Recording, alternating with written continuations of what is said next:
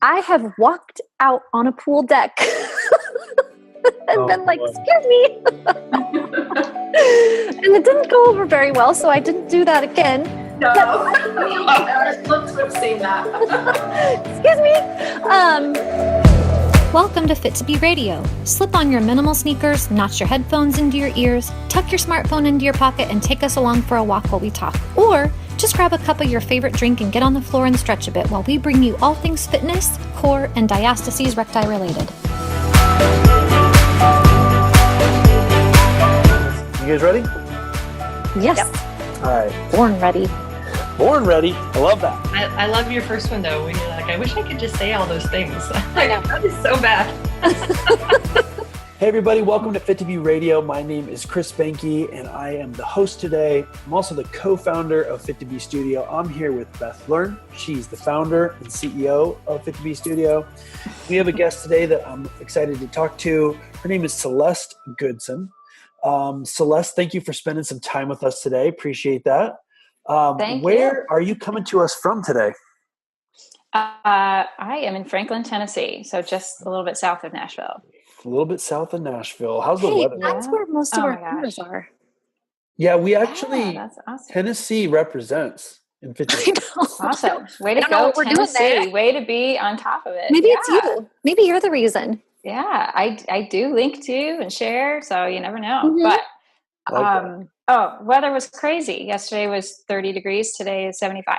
Wow. Is it like that often? Do you like that? No, I mean, this is really cold for April. So I think we're past the 30-degree mornings after today, but I said that like a month ago. So it's definitely been a very cold spring. It's going to go from cold to hot. How long have you been in Tennessee? We've been here about 4 years, almost 5 years. Okay. So we love it. Yeah, love it. Yeah, it's gorgeous, green hills everywhere, and love the music scene. Just gorgeous here. It's pretty. And where were you before Tennessee? Let's see. I did grow up in Illinois.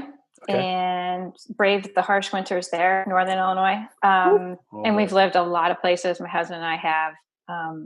We were in California at one time and here, but we've been at East Coast, West Coast, and I think we're here now. So. And Tennessee is where you're putting down roots. Yeah, I think so. Although this cold weather makes me want to go a little more south. It's only for a period. It's spring is here. We're going to be good. Yeah. So, tell us a little. You do a lot of things, and we were kind of chatting about this before the show started. But why don't you give us a kind of a summary of the things that you focus on? Yeah. Let's see. I'm a medical exercise specialist. So I did get my bachelor's in exercise science and then just got an advanced personal training degree. Basically, that's what a medical exercise specialist is. A lot of people don't know what that is. So it just certified me to train special populations, people post-rehab, and then people with medical conditions, neuromuscular, that kind of thing, work with MS or diabetes, that kind of thing. And then I just decided to focus in on pre and postnatal after having my first. So that really, I think for a lot of women, after you have your first baby, you're just like, what? And I should know more than I do as a trainer. And that's kind of how I felt. I should really know more and what's going on with my body. And why aren't women given more direction after they have a baby? And that's what drove me to develop a ReCore program for women, help them recondition their core properly postpartum. And I really felt like that was missing at the time. It felt, at least in my neck of the woods, I didn't feel like there was any direction. And here's this belly that's been stretched out for 9 months. And after 6 weeks, go ahead and run on it. And I was a big runner. So the idea of just running and not doing any post strengthening exercises before that just did not make sense to me. Yeah. So Right. Yeah, because that's what the doctors say at 6 weeks is, 6 weeks, go. green light, You're good. hit the road. Go do your boot camps, Right. return to what you love, you're fine. And they don't even, they're not even checking you internally at that point, really. They're just maybe checking your stitches if you got an episiotomy, checking your scar if you got a C-section. You know, they ask you a few questions and then they turn you loose. Then you're it. Right. Now, Beth, how do you guys know each other? You know, how do we meet? Did I write to you? Was I naughty or was I nice? No, you were nice. And I actually think we started our businesses about the same time. Yeah, I think we did. I think we really did start around 2009, right? Yeah, we're 2010. So yeah. 2010 was when I officially started mine also. I had, worked on some things in 2009 and then officially got the website and everything, Mm-hmm. So yeah, we started around the same time. And what else? What was I just going to say? Well, I know like some people very few people were doing diastases, recti, anything 8 years ago. Right. And so whenever I would find somebody, I was on them like stink on poo. I mean, just like, who are you? What are you doing? Why are you doing this? What's your methodology? Right. And sometimes that went over well and sometimes it didn't. I wanted to do better at my approach. You just wanted to learn all you could. And I remember and find out if they aligned with us, can I send people to you? Because, oh my gosh, I can't do everything. Right. So yeah, there were some philosophies out there that I didn't agree with at the time. And so I felt like, well, that's not the direction I want to go. And, that was kind of what also spurred me on. And I should mention that's what also being pregnant with my third, trying to run through pregnancy, trying out some belly supports. I just was like, this is not supporting me like I imagined it could. And so that it just got my brain stuck on, I think I can develop a different one. And I had no clue what I was doing, but I was searching materials in sports stores and seeing what other ones were made out of and trying to design one that could support on the top and the bottom. And that's how, fits. Yeah. And that would work for athletes because, and in terms of what I've seen, you provide a splint that really works for athletes. Right. Okay, so you guys are talking about splints, and yours is the fit splint, right? So is what you call it. So so that you kind of started talking about your journey, how you got into, there wasn't anything to meet the need that you had. So you did what a lot of entrepreneurial inventor types do, and you solve your problem and you came up with your solution. So maybe tell us a little bit about how it works and what's different about it. Say it again. Tell what? Yeah, maybe tell a little bit about what's different about the fit splint and kind of about yours. Sure. So I had tried some belly supports to run with during pregnancy, and that's what started it for me. I felt like just a strap underneath while running was not sufficient stabilization, and then they wouldn't adjust very much. So it was just this little amount of space that could adjust for you. And I just felt like I could do better. I don't know that much, but I think I can do better. And so I really wanted a 2-strap maternity splint. And I wanted it to be able to splint postpartum also. So to have that in mind, that it would work during pregnancy and then they could wear it also postpartum. So the big difference is that it has 2 straps. You can use it to lift the belly up off the bladder a little bit during pregnancy. And so you can either wear both straps down low if you just are dealing with more back or bladder pressure, or you need more pelvic stability. Or if you're a runner, which was, what I was doing at the time, you can put that strap higher, that top strap higher, and have more stability during motion. And then also made it flexible, totally flexible. So there was no stiffness to it. Right. I didn't feel like there needed to be stiffness. There's no back injury. You're just supporting the belly through motion. And I didn't want it to restrict breathing postpartum.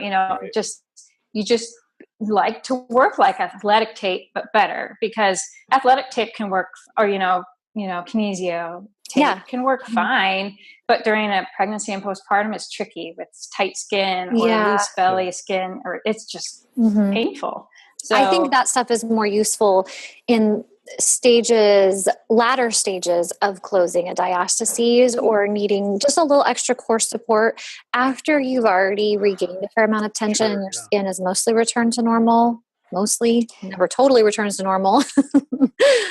Right. And I have no problem if that works for women, to use the tape. But I just found for myself and for a lot of women, it just can be pretty uncomfortable. Well, and when you're out for a run and everything's shaking around, it's just really not pleasant when you're pregnant or, that first year, even 2 years after you have a baby, your body's gone through some amazing structural changes and that does not bounce back overnight. Your body will never be the same. I just the other day had a client that she's like, just for kicks, I measured my hips and my hips are 3 inches wider. And, that is going to, they'll come back a little bit. Right. Right. But that's a structural change that's going to stay. And so then the belly takes a while to come, even if you narrow your diastases. Yeah. To get those muscles strong enough. Extra everything. Yeah. And that stuff shakes. It shakes. Yeah. We wear a bra.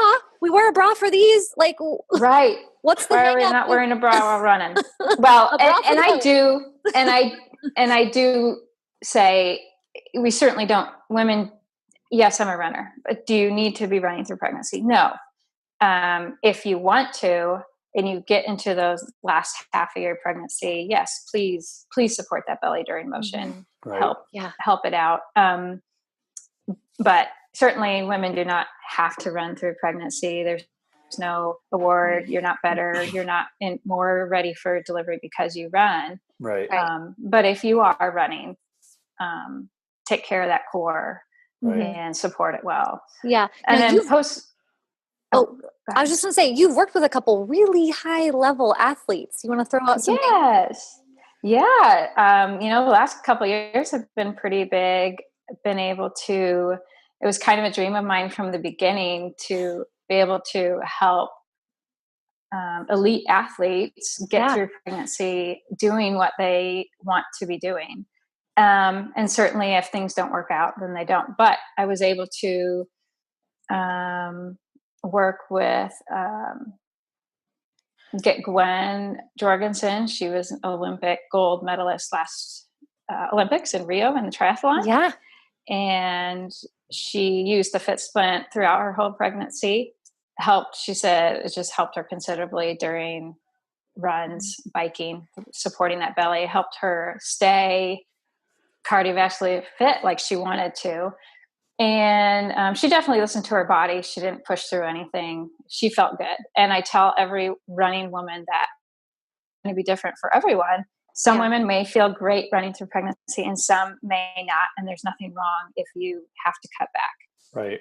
Alicia Montano was another one I worked with, and she used the Fit Splint during pregnancy also. She was an Olympic medalist. She's gone twice to the Olympics.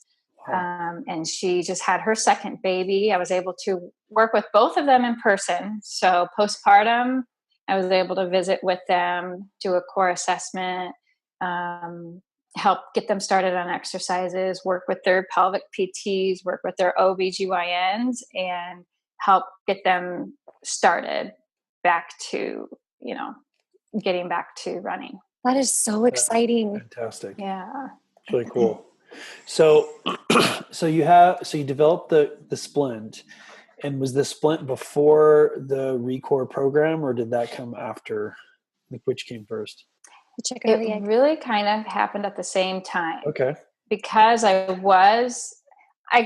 you could say I had been training women during pregnancy when I had my first and second child. And then it was during my third that I was trying to run and getting frustrated with the support belts. And I had always said, I feel like there's a little missing link with postpartum recovery. I've always just wanted to do a special program. I didn't quite have it in my head what needed to be done at the time. But during that pregnancy is when I was like, I really need a better support. And it's just time. I need to put a core program out there. Mm-hmm. But I guess you could say the Fit Splint probably came first, because after my third pregnancy, I did have more issues postpartum. And I really didn't run during pregnancy. I felt it uncomfortable for that third pregnancy. So it didn't work quite as well for me third time around. But after my third pregnancy, I did have more issues: diastasis, stress incontinence, prolapse issues. And it was a big struggle. And at the time, I was still doing my basic transverse exercises, things I felt like I should be doing postpartum. And I was just doing what I felt like I'd be doing. But 7 months postpartum, I still could not run. And I was having prolapse symptoms, and I went to the OB, and I was just about in tears, because I'm like, here I am 7 months postpartum, and I still can't run, and what's wrong with me? And he was like, well, you need surgery, and you're going to need surgery. And he did say it was mild. So he wasn't like it was severe prolapse, but he said it was mild. And then I was like, wait, I know I should do better with my exercises. Just I'll go home. I want to put something together. I feel like I'm not doing enough, and I should do more. And then that's when I researched more and put a core program together, a full encompassing core, pelvic floor, abs, glutes, just really stabilizing that pelvis. And I'm sure breastfeeding helped. When I stopped breastfeeding, that also helped. And when about 3 months later, that's what they say, about 3 months. Yeah. And 3 months later, I had been doing a lot of core stuff in that time also. And it was really a world of difference for me. I just was able to get out and run. And so I certainly do think I did not need surgery. And I was a little afraid, like, how much can I run? How much should I be running? Am I doing too much? I've certainly took it slow, gradually over the years. But then, it's been about 4 years now. I've been running marathons consistently. Have had no problems. I love following your training and how authentic you are with your ups and downs. And, it's like, you're a successful runner, but you're so real and raw about it, your good days and your bad days, but the overall success of it. Did you ever go back to that OB and say, listen, yo? I wish. We moved, and sometimes I just want to write a letter and send it to him, and I probably should have. Oh, you should. Because I should have. Just I know you like, meant hey, well, just letting you know. Just letting you know it worked out for me. I didn't need surgery. And because not a lot, because that, what have you got to lose? And maybe he'll become a fan, and he'll refer and say, look, this client of mine,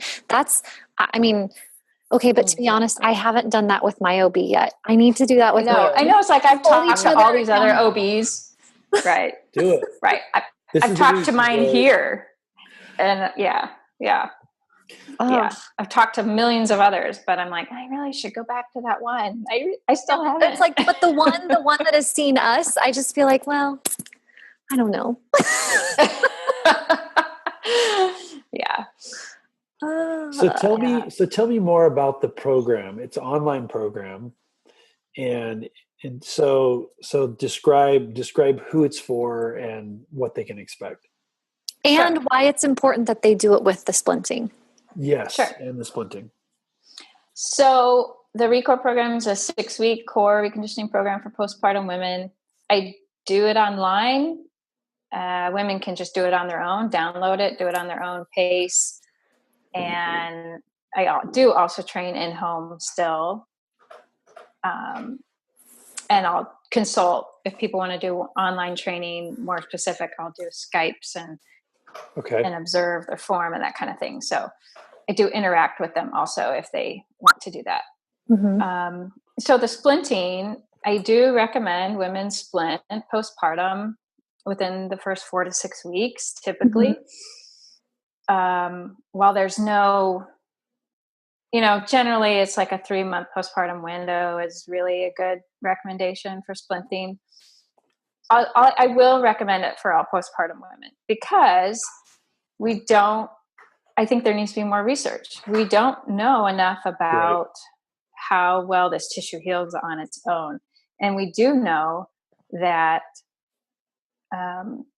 that the idea of it's like taping an ankle, putting that tissue close together, and then doing the conditioning exercises to increase blood flow, strengthen the muscle, strengthen the tissue. It's all beneficial. And some of these women I'll train, if they're less than a 2 finger width, then I say just focus on the exercises. But because I can't see everyone in person, I will recommend it for everyone. But if when you say less than a 2, you mean like 2 fingers, 2 centimeters? Yeah. Like their gap is right, 2 or less. Yeah. Yeah. 2 finger widths. So if I'm with them in person and can physically measure and see how the tension is, if they're less than a 2, I'll just do the exercises with them. I definitely do leave it up to the woman. It's recommended, but if they hate wearing something around and they're around a 2 finger width, I do believe that things can recondition. You can become strong. The tissue can become stronger without splinting, but I do think it takes longer. Sure. So I think the recovery time is a little shorter with splinting. So if you're I certainly don't think it harms. If you're just listening to this and you're not 100% sure what we're talking about, you can pop over to our website. We'll put the link in the podcast notes, and there's a diastases check page, and there's a bunch of information there. Celeste, you probably have information on your website about that too. So we'll link to that too. So if you're not sure what we're talking about, definitely check that stuff out. But what I hear you saying is it's probably beneficial for everyone, and it certainly isn't going to hurt. So, so do it. Right.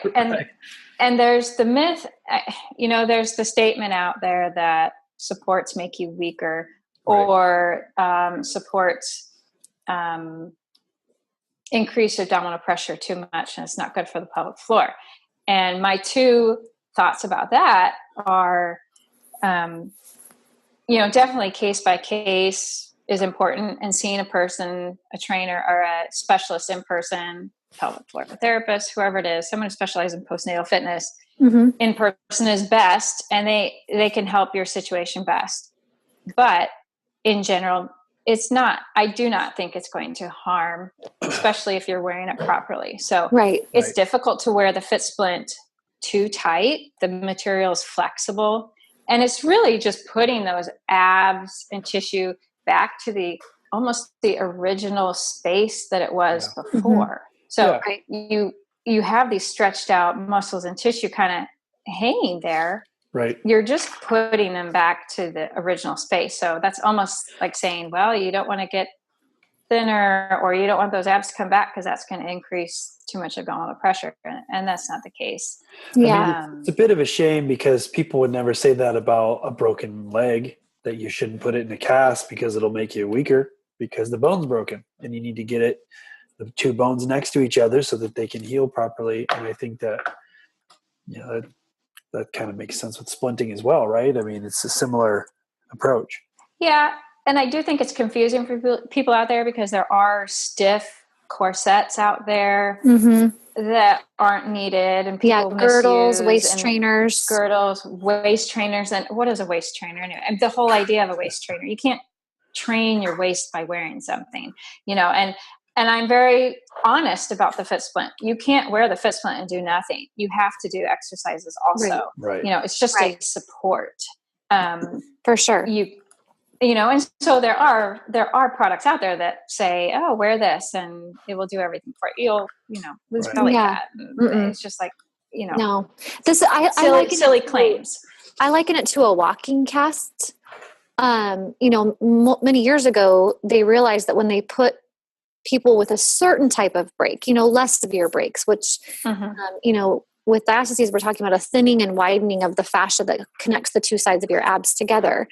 And so we want to reapproximate those 2 sides while also restoring proper amounts of tension to the core. So they figured out with walking casts that if they put them in a stiff thing, then they kept them off their foot, then they did get weaker. Yes. And so, that makes sense. Right. And so they put them in a cast they could actually walk with. So the bones and the tissues got loaded while they were supported. By support. That's what I'm looking for. Those not bifocals. Not bifocals. That's a different kind of support. It's sort of bifocal support. It's like two different ways of looking at it. Those two things go together: supporting and helping increase the load. Right. And you can do both at the same time. And I also liken it to, I mean, when someone lifts really heavy, a heavy Olympic weightlifter, they lift belts at that point because it does help them increase intra-abdominal pressure and support the spine better.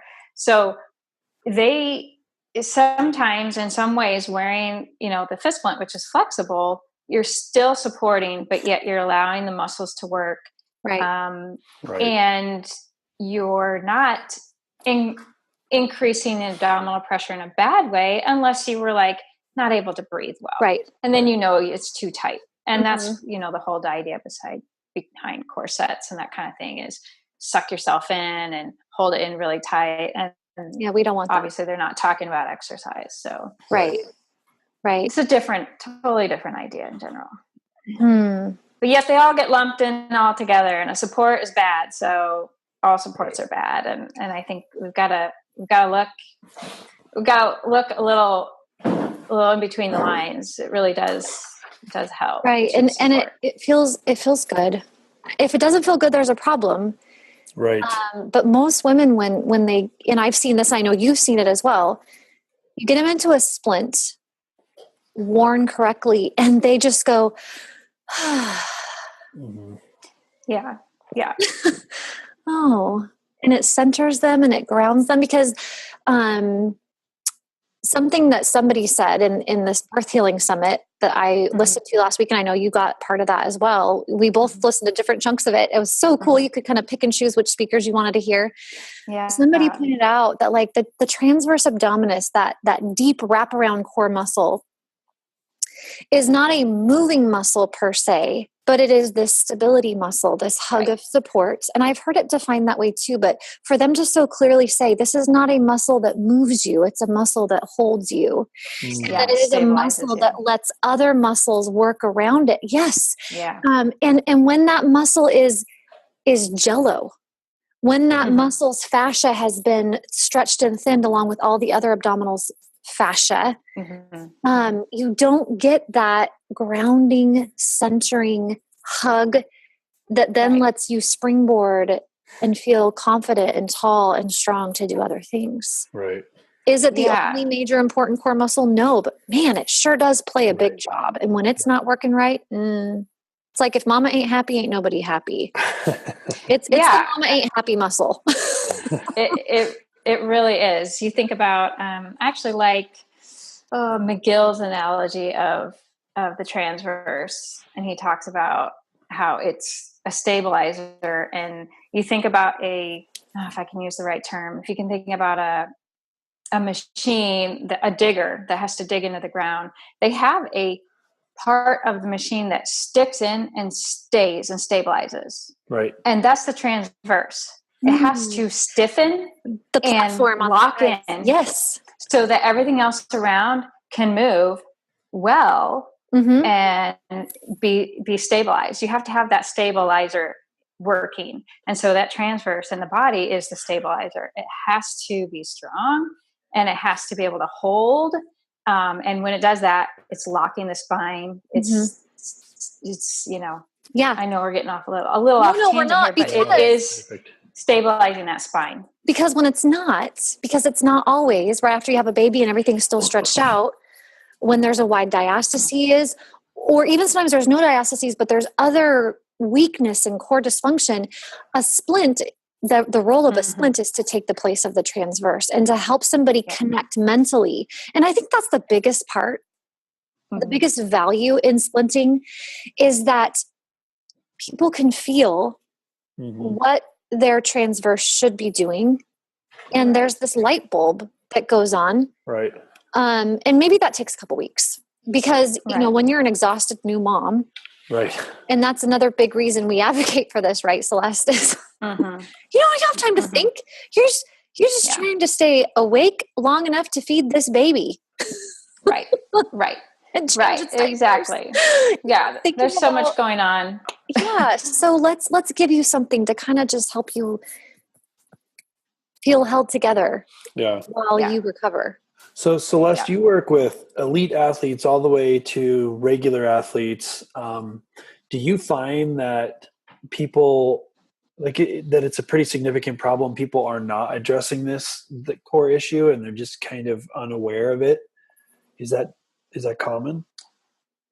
I do think it's common. I do see in the last couple of years, at least in my neck of the woods and in a little my world, I do see light bulbs turning on and people going, I think I should strengthen my core before I go running, you know, or I'm seeing the importance of it. And I think some women almost apologize to me sometimes because they'll be like, I want to do your core program, but I don't have anything wrong with me. I just want to strengthen my core. I'll go, that's great. I'm so glad to be working with you. You don't have to have any of these issues. Like ideally we want to get to them before they have Exactly. And I do in part feel like I should do and I'm working on that, do a better job of getting women during pregnancy. I just stay so busy working with postpartum women that I'm like, yes, pregnant. Yes, do this. Yes, do that. And I'll just send them some information, work on a couple, these exercises. It is very, very important to do before you're pregnant, during your pregnancy, after pregnancy. But women will say, I just want to work on strengthening my core. And I'll go, perfect. Exactly. You don't have to have major problems to want to work on getting your core strong postpartum. It's for everyone. And you'll find, a lot of women do find that, oh, wow, planks feel a lot different when my inner core is turning on and is stronger and I can hold it for longer. And the pelvic floor is moving like it should. And it's coordinated. When you're missing that and you're doing these exercises, everything else is working harder. All the other muscles are working harder. And so when they find that missing link and just strengthen their core, then they're like, oh yes, this is it affects everything. Yeah, it's such a foundation. Yep. So what have you seen? So you've been doing this a while now, and we kind of talked about this a little bit at the beginning. That at the start, there's very little. There's still not a lot of training out there, but there's very little training. There's very little discussion about this. But what have you seen over the last 8 or 9 years? Is there more awareness now, or things changed? What have you seen? I do think there's more awareness. Social media world, people are talking about strengthening the core and being proactive during pregnancy and learning how to breathe and prepare for labor and truly what is important. It's not weight loss. It's not, it's just getting that core strong and prep for delivery and reconditioning it postpartum. And if you need that support during pregnancy, that's fine. So some women are going to have back or pelvic issues. Some women are going to have a ton of pressure on their bladder because of the way the baby's sitting. There's just, I always tell women there's no, we're all going to deal with different things during pregnancy. We're going to deal with different things postpartum. No matter how fit we stay, there's things out of our control. How the baby grows, how it sits, genetics with our genetic tissue. It's just going to play a part. I've got stretch marks. I have them. Some women don't, it's just things that we can't control, but the things we can control and the things that matter are strength and function and stability and prevention of injuries. And that's what matters. And the good news is you can affect those things. Yeah. Yeah. Have you had your Splinting program used by guys? I have. I haven't really tried to reach out that, but I've had people call and ask to use it and will it work? And I said, if men and women all have muscle and tissue the same, so Right. yeah, you can work on it, but I just haven't focused a lot on that. Yeah, because men can get that kind of pregnant looking belly too. Right. I will have people ask me about that, and I'm like, yes, they can. They really can. A dysfunctional core and not using the core properly, even doing crunches incorrectly, sit-ups incorrectly over time can put that pressure outward for sure. Yeah. For sure. Yeah. So like you said, it's they have those muscles. Their pelvic floor is different than ours, same muscles, but different arrangement. Right. One less hole. They may not have the trauma that women go through with childbirth. Yeah, exactly. But even, No, you go ahead.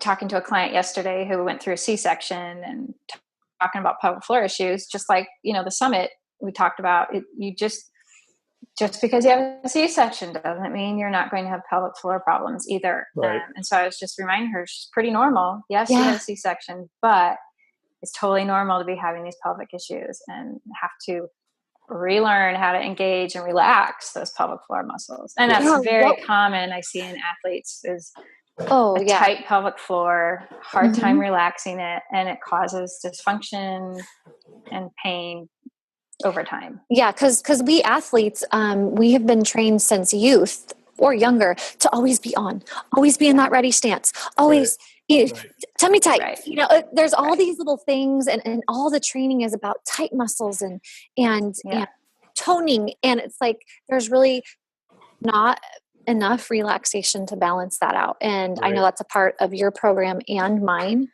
So I know I caught some statistics in that summit. We're talking about the Institute for Birth Healing, and they have an annual birth healing online summit with a bunch of professionals. And I know one of the stats I heard was like over 70% of women have pelvic pain, sexual pain, and dissatisfaction, not meaning they're not getting anything, but they are not enjoying it. They are having difficulty after birth. And that number was the same. It was like really close to the same for people that have C-sections. And so then there was 70%? Over 70% of women in that first year or two. I think it was the first year, if I'm being specific, after childbirth, because of birth trauma, birth injury, healing, vaginal issues, vaginal dryness. And some of that is normal for the hormones that are hormones that are happening and stabilizing and breastfeeding. And because when you're breastfeeding, your body says, don't make any more babies. Don't do those things because you're taking care of another human right now. So some of that is normal. But what really puzzled some people for a while is why that's happening with C-section. And yes, it's hormonal, but also somebody said, and I don't know who it was, maybe you remember if you heard them, they said, well, you think about it, when you have a C-section, the baby's not going through the vagina, but it's now being pulled out the other end of that tube. Yeah, it's like a vacuum, right? Yeah, and so you've got the uterus is basically a tube, and one end of the tube is in your crotch, and the other end of the tube during a C-section is out your belly. And so and if the baby has engaged and you've already been in labor, now they're you're like pulling everything up. And that can cause issues as well. And whoa. Right. To think about it that way. I had not thought about it that way before I listened to that, and it made sense. And then, even if, C-section women, obviously they're not having a vaginal delivery, but if they can certainly have pelvic floor issues before they're because they've still carried that baby. It's exacerbated. Oh yeah. There's still pressure on the pelvic floor during pregnancy. Yeah. So we still need to go in and restore and support, reconnect, nourish, rest. So Celeste, let's say you have 1 or 2 minutes with a woman that you just meet, and she's just had her baby. What's the message you're going to give her? What's the thing that you need to tell her if you've got 1 minute with her? I tell them, where do you start? To baby steps. So, a lot of times that we want to rush or can't wait to do things they were doing before. And it's just really all about baby steps, and every recovery is different. And it's going to be a different time frame.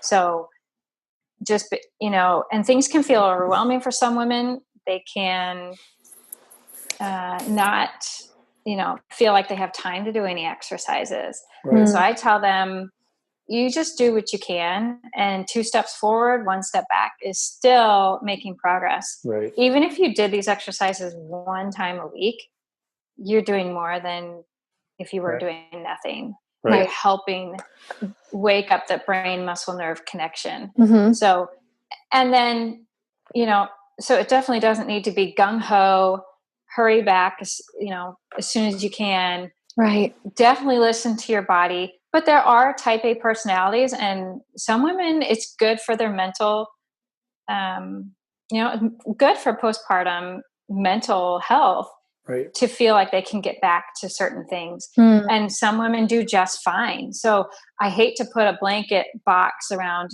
you're running too soon, because if their body they've been able to strengthen it, and they've done their baby steps, and they're doing things, and they're pain free, and they're not having symptoms. Mm-hmm. I do have women that are fine running within 6-7 weeks postpartum. Right. I do have women that are runners and they're not ready for 3 months. Mm-hmm. I do have some that maybe have prolapse issues and they're not ready for 4 to 6 months sometimes. Mm-hmm. Right. So there's no perfect road back, and you can't compare yourself to another person's recovery time frame. Right. And we have to go both ways. We can't judge women for getting back too soon if we don't really know how they're feeling or what they're doing. Right. And we can't say, you're taking such a long time. So it really, it goes both ways.